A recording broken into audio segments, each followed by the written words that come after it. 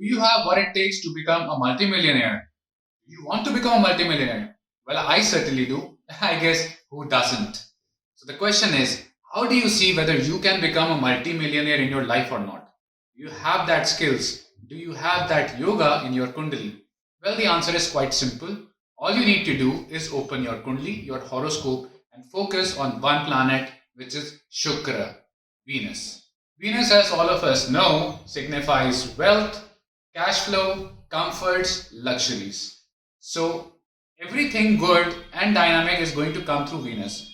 But the important thing to notice here is that everybody knows that Venus in the 12th house does good because 12th house is the house of fear, meaning expenses.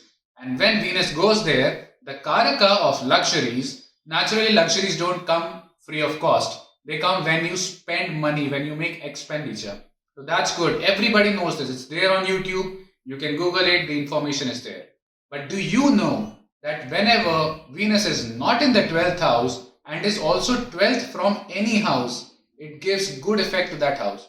What? What does that mean? It means that if Venus is 12th from any house or any planet, it is going to give good effects not only to the Karak, that is significations of the house from which it is 12th, it is also going to give good effects to the planet from which it is in 12th house, from the house which from it is 12th. Now, how do you see whether you can become a multimillionaire or not? Take two examples. In a Scorpio Lagan Kundli, or you can say Aquarius Lagan Kundli, you will see the second house of wealth, second house of savings, second house, which is the Dhanasthan, is ruled by Jupiter. Jupiter is the natural significator of wealth.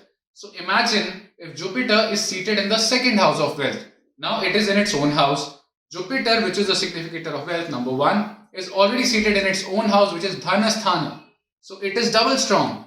But in such a case, if Venus comes in the first house, which is 12th from Jupiter, it creates triple effect to this Jupiter in giving wealth. What does it mean? It means such a person will become a multi-millionaire in life. Let us take a couple of other examples in which such a combination does not exist.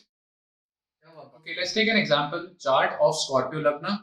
In this chart, you will see that Venus is seated with Jupiter, which is the significator of wealth, in the fourth house. Now, in the fourth house, Venus is not aspecting the second house or the 11th house. But wait, Jupiter, which is the significator of wealth, is seated with Venus. Venus, which is signifying cash flows, both of them have a similar trait. Number two, Jupiter happens to be the second lord of wealth, which is seated with Venus. Now, where is the 11th lord? 11th lord Mercury, which is the lord of gains, happens to be in the 5th house and aspecting the 11th house of gains, which is its own house.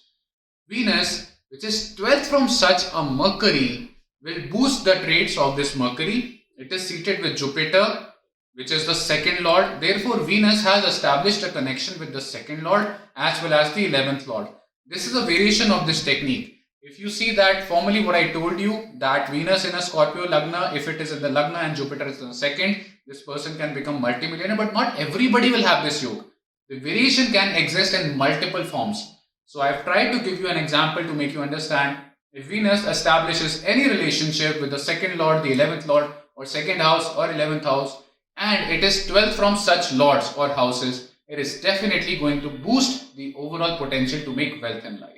Hope you make the best of this technique. Try it in whichever form you can. See how many charts you see in which such combination exists, and you're definitely going to find that such people are multimillionaires in life. I hope you too are, and meet